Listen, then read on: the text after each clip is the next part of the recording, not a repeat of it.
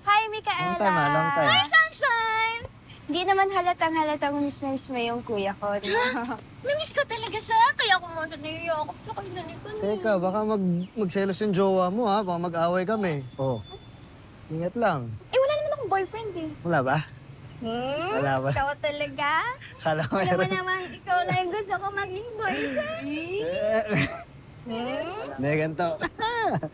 Hindi, gusto mo maging boyfriend, di ba? Oo, so... Kailangan magpaalam ka muna. Kaso yung Kanino? kapatid ko, strict kasi yan. Oh, kailangan mo magmakaawa muna. Papaalam Hindi, kailangan mo magpaalam. mo?